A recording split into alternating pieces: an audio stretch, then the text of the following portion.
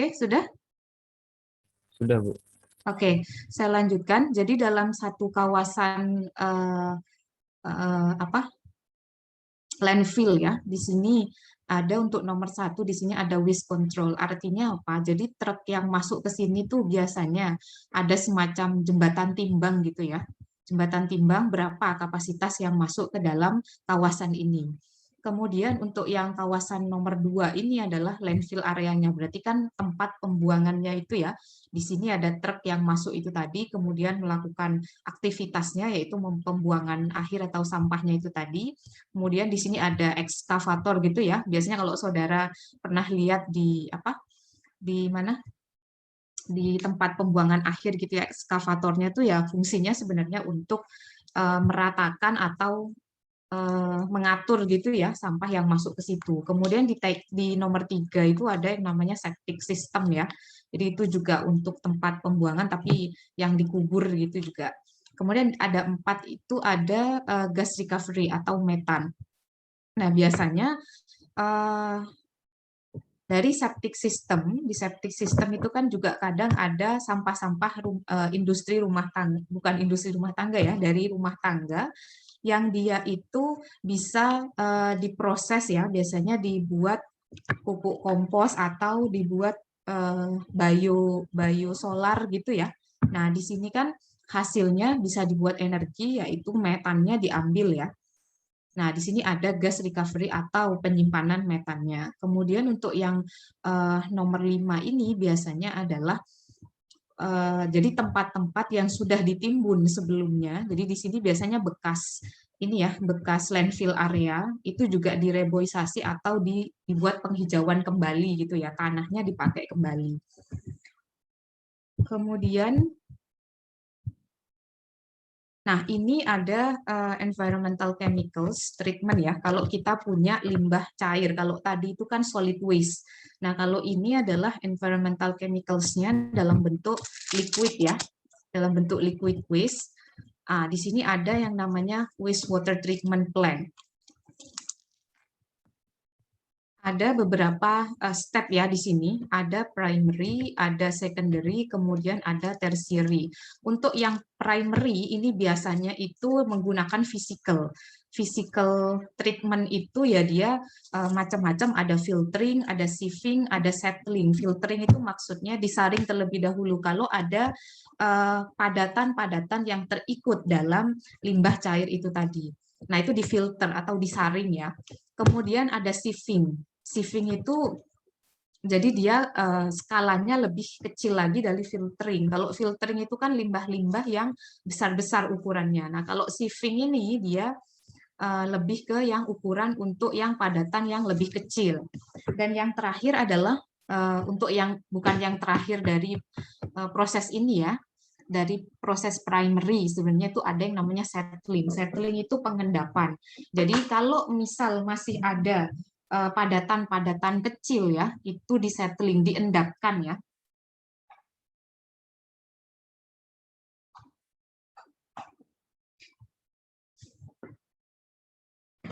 Nah, setelah diendapkan itu kan tinggal nanti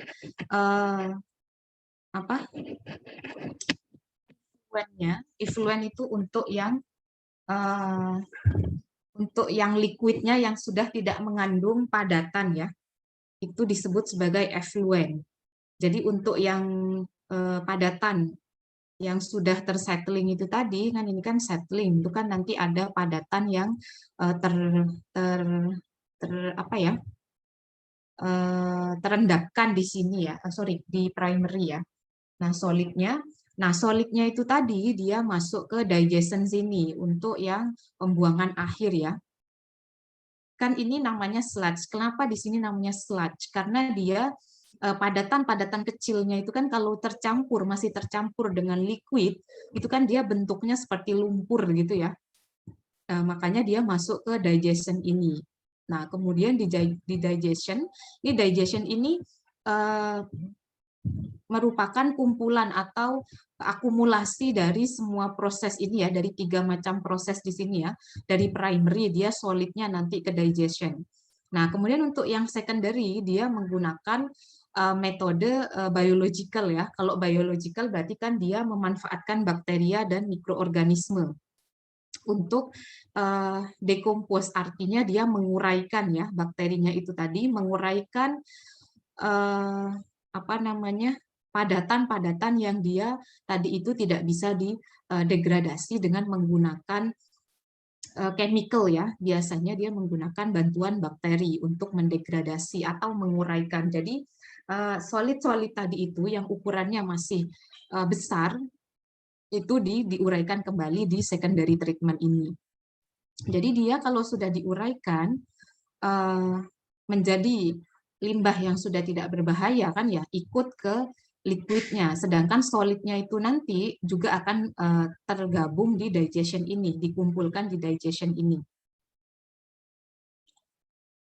Nah, kemudian setelah secondary ada tertial ini ya, yang namanya final treatment. Nah, kalau final treatment ini juga biasanya sebelum dia itu dibuang ke perairan, ini juga dicek ya nanti dia masih ada kandungan bahan-bahan berbahaya atau enggak ya di situ ya.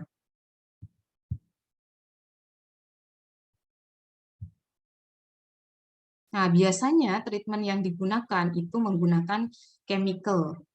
Nah, chemical ini tujuannya apa? Untuk ini ya, UV radiation to kill all remaining bacteria. Jadi bakteria tadi yang ada di proses biological ini kan masih terikut ya.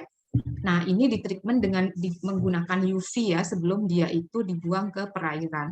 Makanya di dalam sebuah pabrik itu ya, sistem wastewater treatment-nya dan limbah yang nantinya akan dibuang ke lingkungan, dia harus memenuhi peraturan. Karena kan peraturan terkait pembuangan limbah ke lingkungan ya, baik itu lingkungan sungai atau perairan, atau lingkungannya itu dalam bentuk ini ya, daratan gitu ya, seperti tadi yang landfill. Jadi memang benar-benar dia sudah tidak mengandung bahan-bahan yang berbahaya lagi ya. Nah, bahan berbahaya itu apa? Kan saudara sudah belajar sebelumnya ya di awal. Kemudian, nah ada water chemical ya. Water chemical atau struktur. Sebenarnya air ini merupakan senyawa polar ya. Kenapa dia itu disebut senyawa polar?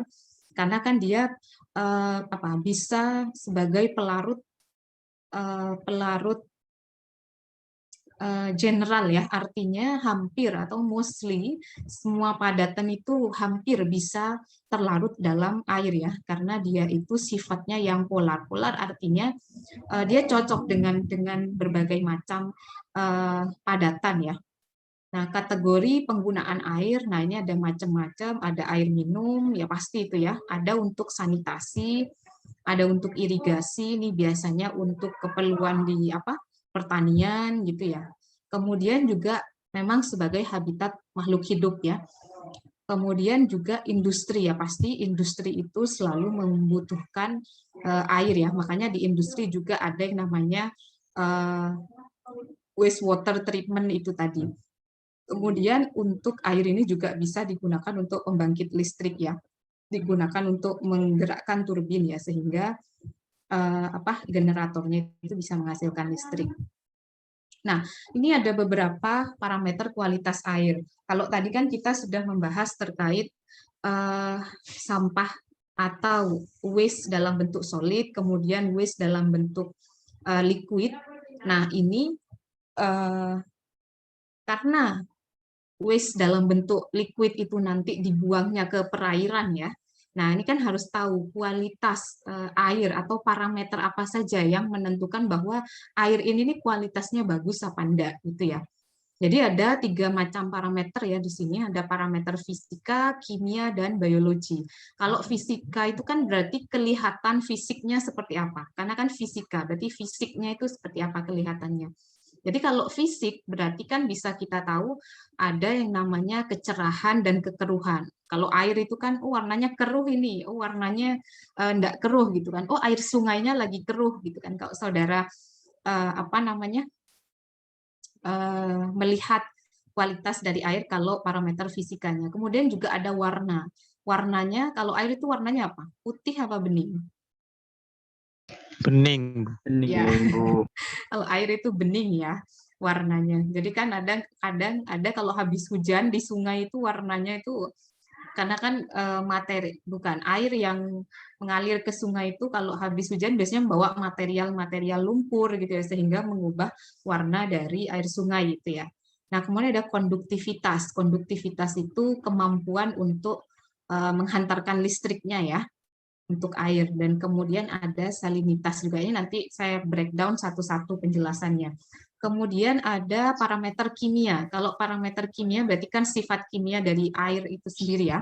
Di sini ada macam-macam, ada pH, kemudian ada potensi redoks. Artinya apa potensi redoks itu? Jika air itu digunakan sebagai media untuk reaksi, nanti bisa enggak reaksi itu terjadi di dalam lingkungan atau ketika dilarutkan dalam air reaksi itu bisa terjadi atau enggak. Kemudian ada yang namanya oksigen terlarut ya, itu nanti ada BOD gitu ya, biological oxygen demand, kemudian ada apa lagi COD ya, chemical oxygen demand, kemudian ada oksigen terlarut juga. Ini apa namanya? Kalau oksigen terlarut itu hubungannya kan nanti dengan tadi ada kategori penggunaan air untuk habitat makhluk hidup ya.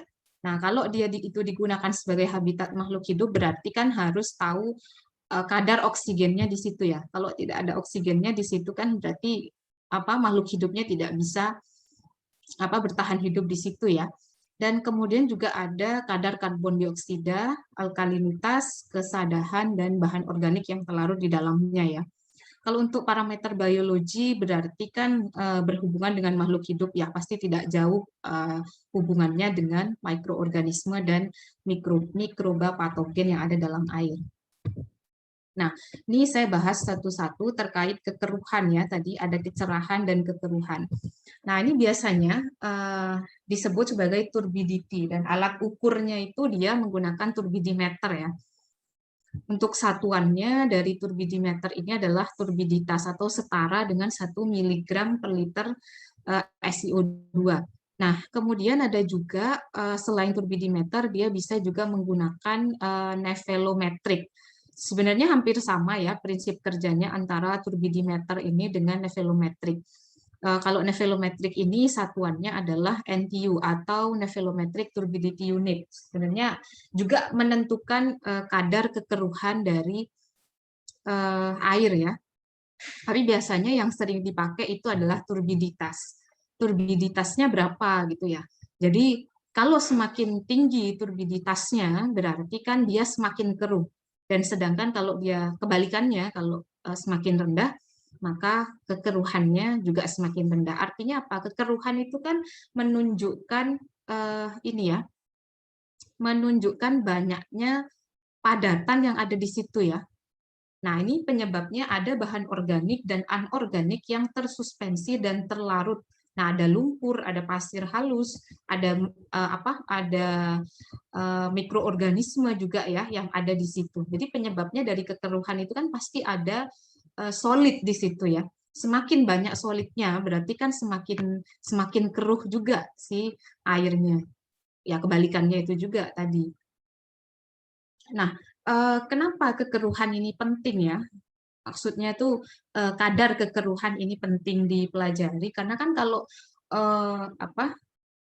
airnya atau kondisi lingkungan air di situ perairannya dia itu terlalu banyak bahan-bahan terlarut atau bahan organik atau anorganik ya, maka kan mikroorganisme atau makhluk hidup di situ susah ya untuk bisa bertahan hidup ya, karena si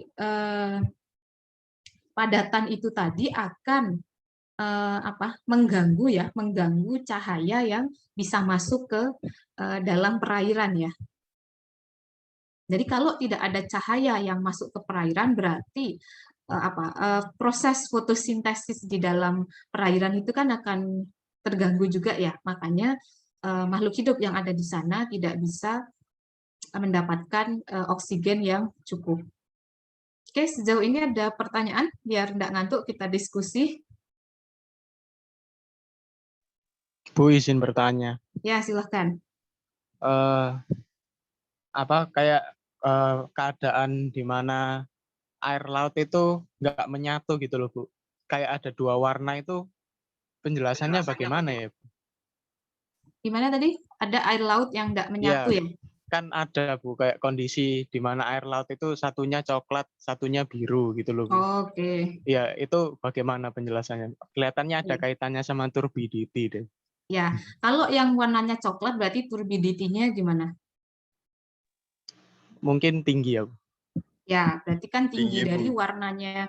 Ya, dari warnanya saja itu kan sudah bisa terlihat ya. Ada yang warna coklat gitu kan, ada yang warnanya bening. Kalau warnanya coklat berarti kan padatan terlarutnya atau lumpur atau pasir itu kan banyak ya. Jadi walaupun warna coklat itu kan sebenarnya warna di perairan itu kan ada banyak macam ya yang menyebabkan, ada kadang tuh perairan warnanya merah gitu ya. Kalau merah itu biasanya disebabkan oleh alga ya. Berarti disebabkan oleh mikroorganisme. Kalau warnanya itu adalah coklat gitu ya, biasanya dia juga disebabkan oleh lumpur atau pasir hal. Jadi penyebabnya nih ada macam-macam, ada bahan organik, ada anorganik. Anorganik nih contohnya seperti kalau logam besi juga ya. Kalau perairannya mengandung logam besi itu kan juga cenderung warnanya juga cenderung coklat ya. Jadi bukan hanya lumpur saja yang bisa menyebabkan itu. Terus kenapa dia itu tidak bisa bersatu tadi antara warna coklat dan warna birunya itu tadi ya. Nah, kadar garamnya atau salinitasnya itu kan beda ya antara yang coklat itu tadi dengan yang bening itu tadi. Makanya dia ada butuh waktu ya kadang sebenarnya untuk kadar salinitasnya itu biar sama nantinya. Jadi kan warnanya tidak langsung tidak langsung jadi satu dia. Makanya terjadi perbedaan warna itu tadi karena kadar salinitas dari kedua air itu berbeda. Jadi yang satu banyak mengandung garam, yang satunya dia kalau dari sungai itu kan sebenarnya dari air tawar kan ya. Jadi kandungan garamnya itu hampir tidak ada ya kalau dari lingkungan air tawar. Jadi masih belum garam dari apa namanya dari yang lingkungan, kalau satunya air tawar, satunya air asid ya. Dari air asin itu belum bersatu dengan itu tadi. Itu Safero. Oh, seperti itu. Sekian, terima kasih, Bu. Oke. Ada lagi? Permisi Bu, izin bertanya. Silahkan. Wah, Fikri.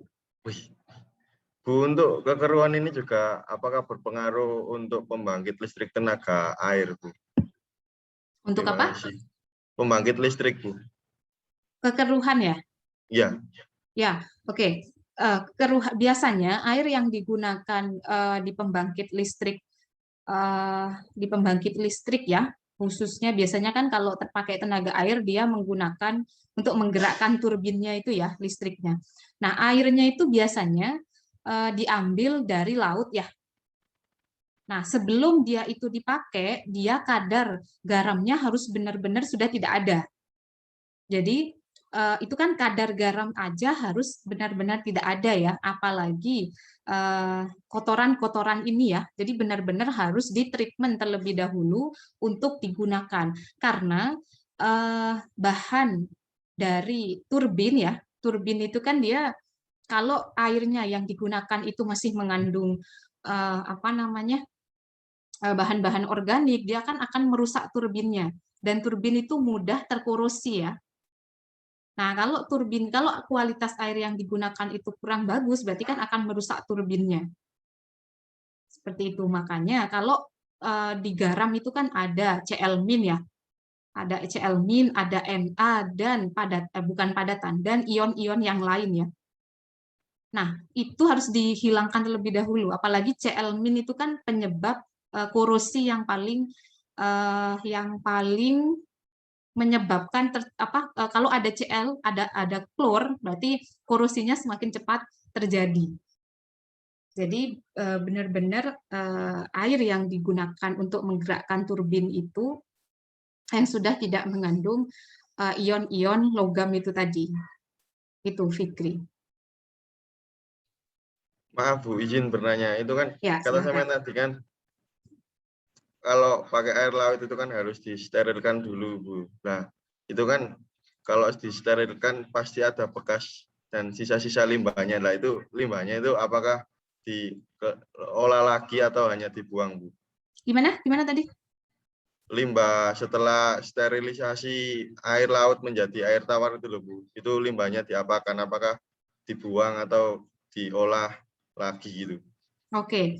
Nah, untuk saat ini berarti kan bukan limbah ya sebenarnya. Berarti kan kandungan kan air laut itu kan punya kandungan garam. Jadi kita apa namanya ngambil air tawarnya saja, sedangkan kadar garamnya itu dipisahkan gitu ya. Berarti nanti ada dua, anggaplah ada dua keluaran gitu ya, air tawar ya, dan satunya adalah air yang banyak mengandung garam. Ya, air laut saja sedikit itu kan sudah asin, apalagi air laut yang dipisahkan ya, kandungan garamnya dipisahkan. Sebenarnya bukan langsung jadi padatan garam dipisahkan, itu enggak. Jadi tetap dia itu air laut ya, tapi kadar garamnya sudah yang satu sudah benar-benar tidak ada kandungan garamnya, yang satunya banyak sekali kandungan garamnya. Nah, untuk sekarang kalau di mana di PLN gitu ya, di pembangkit listrik PJB Indonesia Power gitu, dia setahu saya tuh masih dibuang ininya kandungan garamnya. Tapi beberapa BUMN juga itu ingin memanfaatkan efluennya itu tadi ya, yang banyak mengandung garam itu bakal diproses kembali untuk bisa menghasilkan garam ya. Jadi kan itu sudah kandungan garamnya sudah tinggi. Jadi kan tinggal dievaporasi saja itu kan sudah menjadi garam.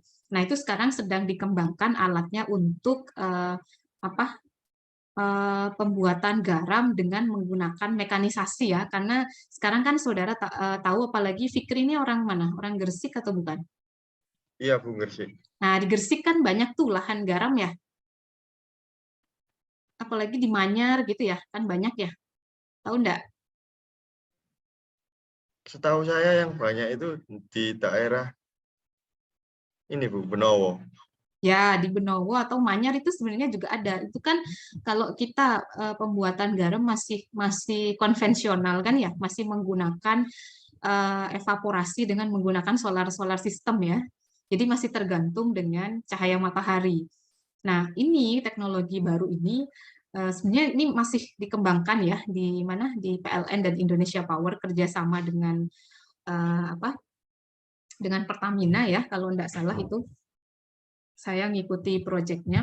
Jadi ya itu akan dikembangkan metode pembuatan garam dengan mekanisasi. Jadi pembuatan garam sudah tidak tergantung lagi dengan cahaya matahari ya. Kalau tergantung cahaya matahari itu kan kalau hujan ya udah buyar, larut lagi garamnya kan ya.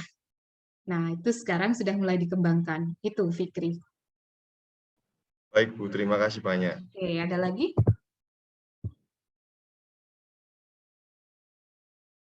Raka. Bu, izin bertanya. Ya. Pertanyaan Fikri tadi, semisal kalau garamnya itu tidak mempengaruhi efektivitas dari turbinnya, maksudnya tidak merusak turbinnya itu, apakah jika airnya masih mengandung garam itu mempengaruhi kualitas listriknya, Bu? Oh, sebenarnya itu kan air untuk menggerakkan turbin bukan pengaruh airnya ya. Sebenarnya kandungan air, apa yang ada di dalam airnya itu berpengaruh pada alatnya, bukan sistem kerjanya, tapi ke alatnya, ke bahan alatnya. Kalau dia itu kalau menggerakkan turbin itu kan berarti nanti ke mekaniknya ya. Kalau di sini airnya tadi itu lebih ke kalau tidak bersih airnya, nanti turbinnya ini kenapa? Bukan ke performa turbinnya. Kalau tidak bersih, tadi kan kalau masih mengandung klor, masih mengandung ion-ion yang menyebabkan korosi, nah turbinnya itu masa penggunaan turbinnya yang bisa lebih pendek, gitu Raka. Jadi bukan pengaruhnya pada kualitas listriknya nanti, tapi berapa lama turbin itu bisa cepat rusak apa enggak gitu loh. Itu Raka. Baik, Bu, terima kasih. Oke. Lagi, Galang silahkan. Izin bertanya, Bu. Silakan. Untuk PLTA ini apakah ada yang di dataran rendah ya, Bu? Karena setahu saya PLTA ini di dataran tinggi, sepertinya contohnya di apa itu Kedong Ombo itu kan PLTA-nya modelnya kolam tanduk. Jadi mungkin saya cuma tahu di dataran tinggi. Apakah ada yang di dataran rendah, Bu? Itu Nah, pertanyaan setahu pertama. saya itu kebanyakan dia itu di dataran tinggi ya, karena kadang kan dia juga memanfaatkan energi potensial ya. Iya, Bu. Setahu saya di Cepu itu juga, di Cepu itu ada kan ya? Itu juga rasanya juga di dataran tinggi dia. Dan juga Jadi kadang apakah ada kadar garamnya, Bu, kalau di dataran tinggi? Kan itu kan termasuk air tawar, Bu, kalau di dataran tinggi, Bu. di ini biasanya ada juga yang dekat dengan laut juga. Kalau dekat dengan laut bukan dataran rendah ya, tapi yang apa? Ya kalau sejajar dengan permukaan laut tuh apa namanya daerahnya? Pesisir, Bu. Sisir, Bu. Ya, di pesisir. Kadang kan ada juga dia yang sebelahnya laut. Kalau enggak salah kayak punya anak perusahaannya PJB tuh mana ya? Atau Indonesia Power gitu, yang dia itu dekat-dekat dengan laut karena sebagai sumber airnya dia ngambil dari situ dari Kalau laut. itu biasanya PLTU, Bu. Karena uapnya kan juga butuh dari air laut, Bu. Ya, bisa juga. PJB Gresik, Bu. Pinggir laut. Nah, ya itu Fikri tahu tuh. Terus yang kedua, Bu, itu pertanyaan yang tentang yang solid waste tadi, Bu. Oke. Untuk solid waste ini kan sepertinya bisa dijadikan pembangkit listrik tenaga sampah. Itu penjelasannya bagaimana, Bu? Apakah ada kriteria tertentu dalam pemilihan sampah untuk pembangkit listrik tenaga sampah, Bu? Terima kasih. Oke. Kalau solid waste-nya tuh enggak, sebenarnya kan untuk hanya sebagai bahan bakarnya saja kan ya, sebagai bahan bakar untuk menghasilkan steam. Nah, steam itu kan nanti yang menggerakkan turbin. Sebenarnya sampahnya hanya untuk bahan bakarnya saja, Galang. Itu berarti semua sampah dibakar kemudian menghasilkan uap, atau hanya yang biosolar saja yang bisa dibakar untuk menghasilkan uap? Biosolar, Yang gas metan tadi, loh. gas metan tadi itu kalau kita pakainya bahan sampah rumah tangga ya, bahan sampah rumah tangga itu kan nanti bisa bisa disimpan sebagai bioetanol kan ya. Tadi kan ada septic system. Nah, di septic system itu menggunakan bakteri ya. Kalau kita mau buat bioetanol itu kan menggunakan bakteri dengan menguraikan sampah dari rumah tangga itu tadi. Kalau yang sistemnya dia mau membuat bioetanol yang bisa digunakan ya hanya sampah dari rumah tangga saja. Tapi kalau kita itu sistemnya mau membuat listrik ya dengan cara membakar sampah itu tadi, tapi pembakarannya biasanya pada suhu tinggi untuk menghasilkan steam ya. Tahu ya, steam itu biasanya dari air terus dipanaskan ya pada Bu, suhu supaya tinggi. tekanannya tinggi. Ya, dari steam itu tadi, steam itu nanti yang menggerakkan turbin itu tadi sehingga bisa menghasilkan listrik. Itu beda ininya, beda alurnya. Ada dia yang dan beda metodenya juga. Jadi kalau kita mau bioetanol ya pakai septic system itu tadi. Jadi itu dengan bantuan bakteri biasanya. Baik, Bu, terima kasih, Bu. Oke. Ada lagi? Kalau tidak ada, saya lanjutkan. Nah, ini ada grafik kekeruhan gitu ya, apa yang terjadi. Jadi di grafik ini ada time versus turbidity ya. Turbidity di sini satuannya NTU. Nah, di sini kalau turbidity-nya itu nilainya dari 10 sampai 100.000 di sini ya. Sedangkan di sini satuannya untuk time dari hours sampai months ya. Kalau dia itu dibiarkan gitu ya, kalau turbidity-nya ini maksudnya di sini, kalau turbidity-nya 10 gitu ya, kalau di area ini berarti kan bisa kita ambil di sini misal ya, ini turbidity-nya misal 50, kemudian selama beberapa jam kan, kalau ini kan masih satuannya jam. Nah, daerah sini kalau dibiarkan terus-menerus, apa yang terjadi? Nah, ini kan fish start to show sign of stress. Jadi ikannya tuh bisa stres juga. Maksudnya stres di sini adalah karena kan dia tidak bisa bergerak dengan leluasa dan lingkungannya dia itu untuk bernafas juga tidak enak kan ya, karena banyaknya solid itu tadi. Nah, kemudian kalau turbidity-nya makin meningkat dan dia itu dibiarkan terus-menerus ya dengan kondisi misal tadi di kondisi turbidity-nya 50 NTU ya, apa yang terjadi pada ikannya? Increase cogging system, artinya dia semakin sakit ya, bukan batuk-batuk ya ikannya sebenarnya, tapi dia semakin sakit. Kemudian kalau meningkat lagi ininya turbidity-nya dari 100 sampai 1000 di sini ya.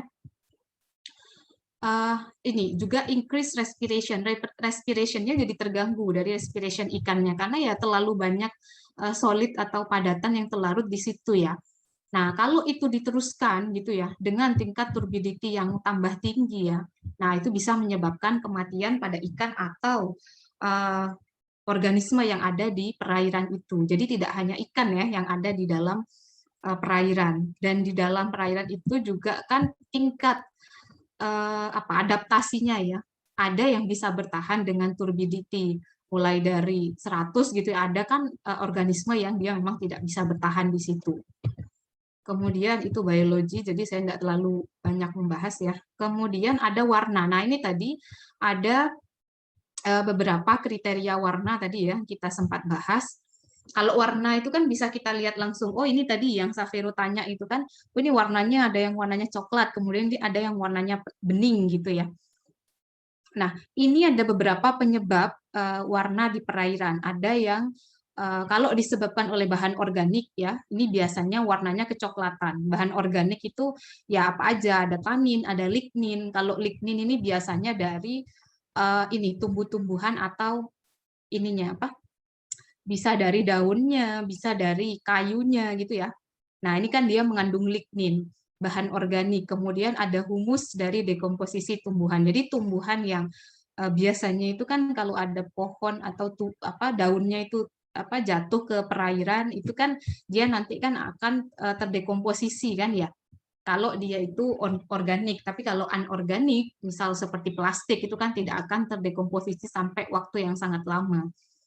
Kemudian juga kalau ada ion-ion logam seperti Fe ya di sini, ini warnanya kekuningan. Dengan kadarnya ini ya biasanya 0,3 mg per liter. Kalau dia itu warnanya abu-abu, dia bisa disebabkan karena kandungan Mn-nya yang cukup tinggi gitu ya. Kalau kehijauan itu bukan ya, kadang kan ada yang kehijauan karena kalau kehijauan karena di bawahnya itu banyak sekali tumbuhan ya, atau alga ya, biasanya ada alga tuh yang warnanya hijau, ada yang warnanya juga merah. Tapi kalau terlalu banyak alganya juga tidak bagus ya untuk perairan karena dia menghalangi oksigen bisa masuk ke dalam perairan ya. Oke, ini jangan terlalu banyak juga ya yang saya bahas karena ini kan berkaitan dengan biological ya. Kemudian ada juga yang disebabkan oleh plankton. Berarti karena bukan plankton yang ada di itu ya, di mana di SpongeBob itu ya, ya bisa dibayangkan seperti itu, enggak apa-apa. Nah, kalau warnanya merah itu dia disebabkan oleh Dinoflageata, kemudian untuk yang di perairan air tawar itu Cyanophyta. Kenapa Fikri? Permisi Bu, izin Ya. bertanya kembali Bu. Iya. Ini kan apa namanya, kekeruan air itu kata Samen tadi itu ada pengaruhnya gitu Bu. Nah itu kalau untuk tumbuhan itu bagaimana Bu? Soalnya kan banyak petani-petani juga yang mengairi tanamannya di sawah itu dari air kali atau kayak air sungai lah. Sedangkan air sungai kan enggak itu apa, warnanya juga kecoklatan gitu dan bercampur gitu Bu. Gimana Bu? Oke. Kalau air sungainya itu mengandung bahan organik itu masih aman ya. Tapi kalau yang tidak aman ini kalau sudah mengandung logam-logam berat ya, seperti Fe dan lain-lainnya, atau logam berat lain yang dulu kita pernah bahas, dulu itu kalau tidak salah minimata ya, yang dia itu di perairannya ada logam-logam bahan berbahayanya. Kalau itu sudah merusak nanti. Biasanya kalau sudah kualitas airnya itu jelek, berarti kan nanti tanamannya perlahan-lahan mulai mati ya. Tapi kalau dia itu hanya bahan organik, ya sejauh ini ya tidak apa-apa. Itu Fikri. Baik Bu, terima Ya. kasih. Oh, banyak nih yang tanya, silakan Akbar. Izin bertanya Bu, kalau misalkan perairan warnanya hitam, sepekat-pekatnya hitam itu penyebabnya apa ya Bu? Apakah karena emang airnya atau masalah lumpur yang di bawahnya gitu Bu? Oke, Terima kasih. kadang ada lumpur juga yang warnanya hitam ya. Pernah lihat kan ya, lumpur itu yang memang tanahnya dari sananya memang warnanya hitam. Kadang juga ada yang disebabkan oleh apa namanya, bahan kimia yang lain. Oke, sebentar. Halo? Ya. Di bawahnya itu ada enggak? 125 250. Ya, coba. Udah. Oke. Nah.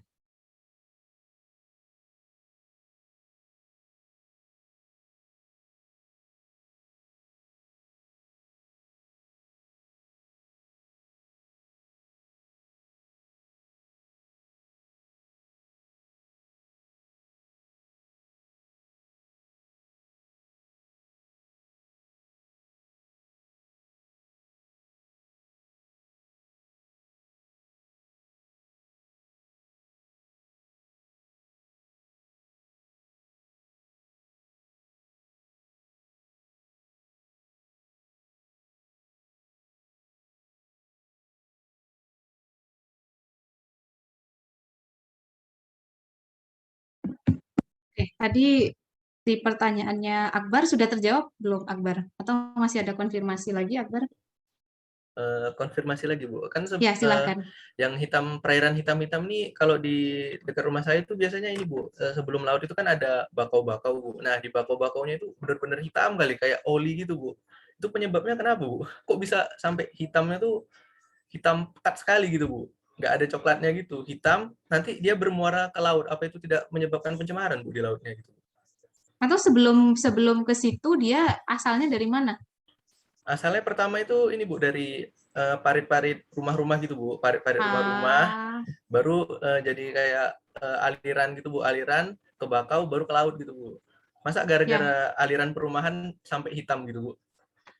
Ya, kadang kalau kita lihat apa namanya di mana di parit-parit itu kan juga warnanya hitam ya, karena itu kan terlalu lama apa di situ, dan bisa juga bahan-bahan kalau yang di parit itu kan sebenarnya macam-macam ya yang dibuang di situ ya, dari rumah tangga, kemudian ya kebanyakan memang dari rumah tangga ya, dan dari rumah tangga itu kan yang dipakai limbahnya biasanya ada dari sabun cuci gitu ya, yang dibuang ke sana.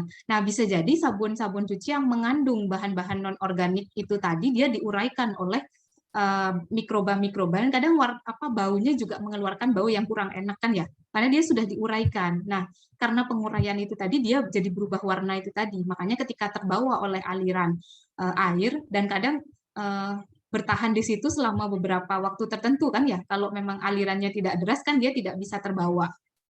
Itu biasanya Akbar yang bisa menyebabkan, bukan karena padahal ini dari rumah tangga itu warnanya ya keruh karena tercampur dengan apa sabun cuci gitu yang kita pakai gitu ketika mandi gitu kan ya. Tapi ya itu tadi dia terurai bahan-bahan non organiknya itu tadi karena ada bakteri yang ada di situ. Oke, baik Bu, terima kasih. Ya. Lagi Safiro tadi udah tanya. Terus yang lain ada Adrian, silahkan. Ya Bu, saya izin bertanya ya Bu. Dulu itu saya pernah ada kunjungan Bu ke pabrik Pocari Sweat. Nah di situ air pembuangan limbahnya itu benar-benar bening Bu, bersih gitu Bu. Nah kalau air yang air yang mengandung limbah dengan warna sebening itu, terus gimana cara bedanya sama air yang benar-benar bersih Bu? Sekian Bu. cara membedakannya dengan yang benar-benar bersih. Iya Bu, soalnya warnanya sama-sama bening Bu. Oke, ya itu sudah bersih berarti kalau sudah bening. Karena itu tadi yang apa namanya yang saya jelaskan tadi untuk pengolahan wastewater. Tadi kan ada wastewater ini ya. Jadi kan di awal saya sudah menjelaskan sebelum dia dibuang ke lingkungan. Jadi benar-benar harus ini benar-benar harus bersih air itu mulai dari, makanya kan untuk solidnya pretreatmentnya ada physical. Jadi dia diendapkan terlebih dahulu, kemudian kalau physical ini kan terbatas hanya untuk yang padatan yang besar-besar. Nah, untuk yang padatan yang masih kecil-kecil itu tadi nanti di secondary treatment ini yang masih terbawa. Nah, di secondary treatment ini kan ada biological. Nah, biological ini juga dia bisa menguraikan kandungan-kandungan non-organik ya, kandungan logam berat gitu ya, nanti dia bisa diuraikan. Di sini maksudnya kandungan logam berat yang berikatan dengan oksigen ya, seperti misal metalnya itu ada zinc oxide kayak gitu. Kalau metal seperti itu nanti bisa dipisahkan. Jadi metalnya itu bisa dipisahkan antara Zn dan oksigennya. Kalau sudah jadi oksigen itu kan sudah tidak berbahaya. Sedangkan metalnya itu tadi nanti masuk ke digestion ini. Oke, nah setelah itu kan masih mengandung bakterial ya. Nah bakteri itu tadi di final treatment ini diberikan UV ya, di treatment dengan UV.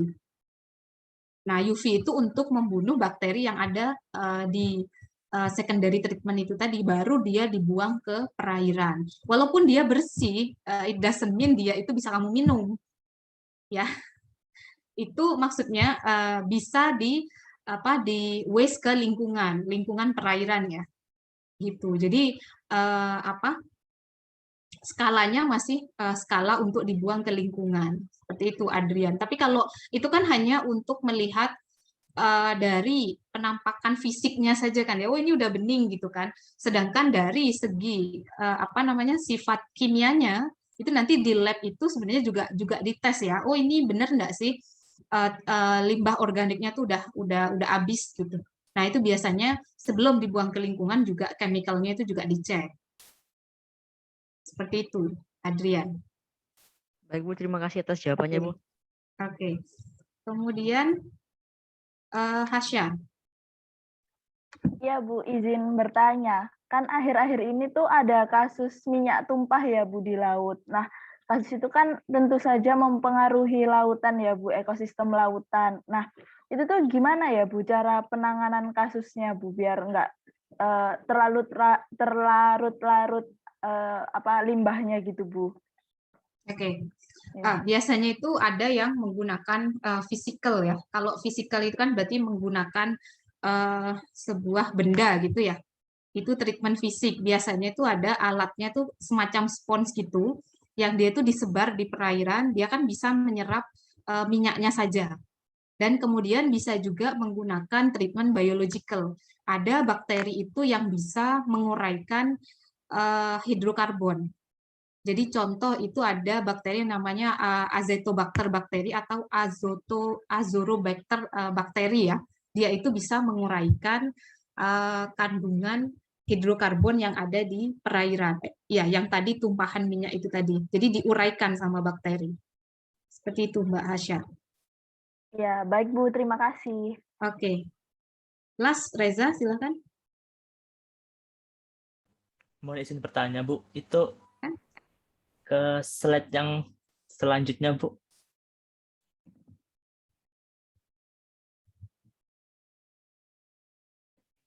Ini? Yang tadi penyebab warna air tadi. Oh.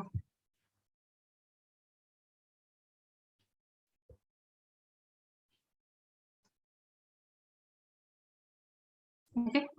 Nah, mohon izin bertanya Bu, itu plankton dinoflagellata kan penyebab warna merah. Nah, apabila air yang tercampur oleh plankton tersebut terkena manusia, apa bisa menyebabkan kayak penyakit atau apa ya Bu? Apa jenis mutasi atau apa mungkin? Terima kasih Bu. Iya, kalau plankton itu kalau ke manusia itu mungkin kalau tertelan itu ya yang bahaya kan ya. Tapi kalau kita hanya terkena kulit Mungkin ya iritasi kulit gitu, Mas Reza. Itu kalau setahu saya. Baik, terima kasih Bu. Oke. Ada lagi? Sudah ya, saya lanjutkan.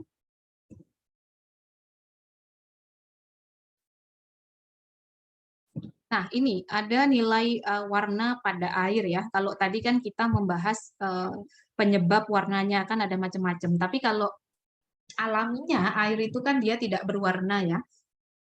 Nilai PTCO-nya atau platinum kobaltnya itu dia kurang dari 10.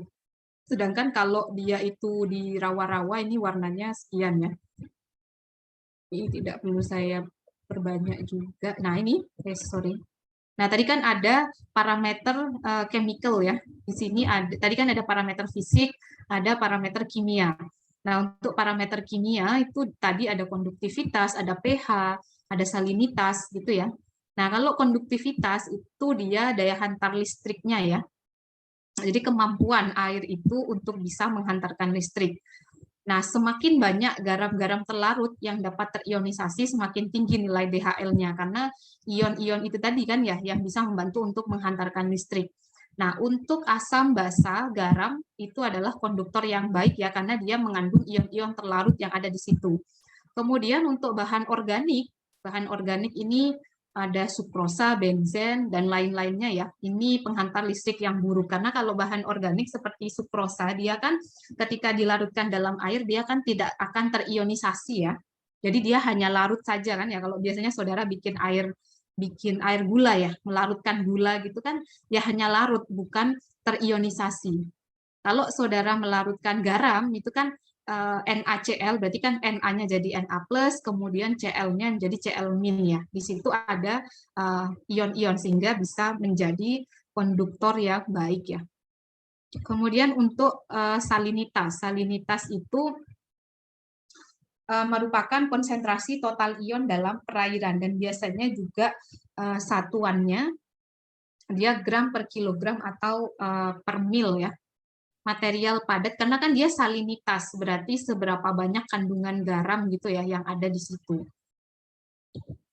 Nah, ini ada beberapa nilai salinitas dari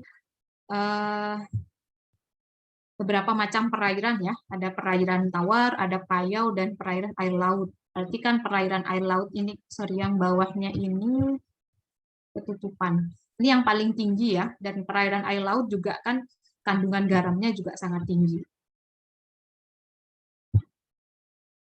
Kemudian untuk pH ya, pH dan asiditas ini masih di parameter kimia. Jadi untuk pH itu merupakan, sudah tahu ya saudara bahwa pH itu merupakan derajat keasaman. Berarti kalau pH-nya kecil berarti dia sifatnya asam. Kalau pH-nya lebih besar dari 7 gitu ya, dia basa. Nah, ini ada beberapa macam pH scale ya, dari mulai yang pH 0 sampai pH 14. Jadi macam-macamnya. Oh, yang netral itu kan di 7 ini biasanya air ya. Tapi kadang air itu juga ada yang lebih dari 7 sedikit ya, tergantung dari kandungan air. Tapi kalau biasanya airnya itu sudah bersih dari kontaminan, misal tadi dari logam-logam berat atau yang lainnya, dia biasanya pH-nya itu netral ya. Nah, untuk larutan yang bersifat asam, dia biasanya korosif atau mudah menyebabkan korosi pada peralatan.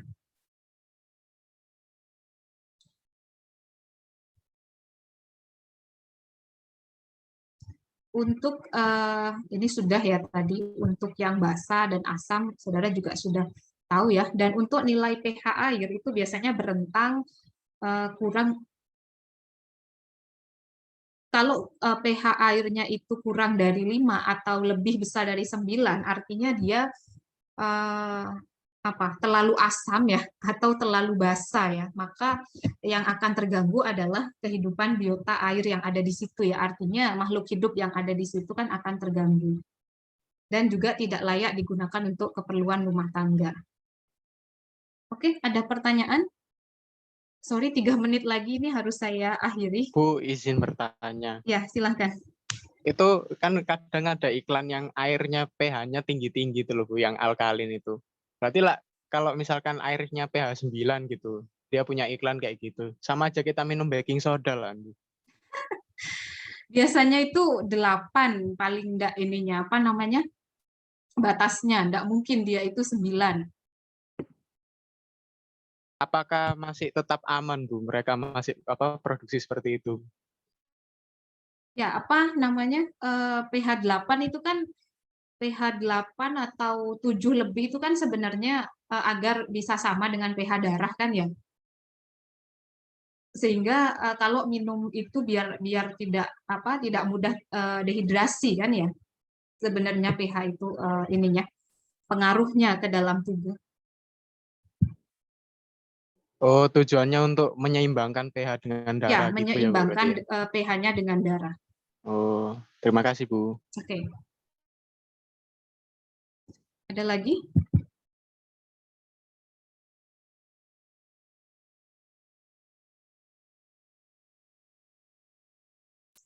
Ada lagi? Tidak ada? Kalau tidak ada, mungkin kelas hari ini, sorry banget, harus saya akhiri segera ya, karena tadi saya ada keperluan mendadak di jurusan ya. Bisa ya saya akhiri segera?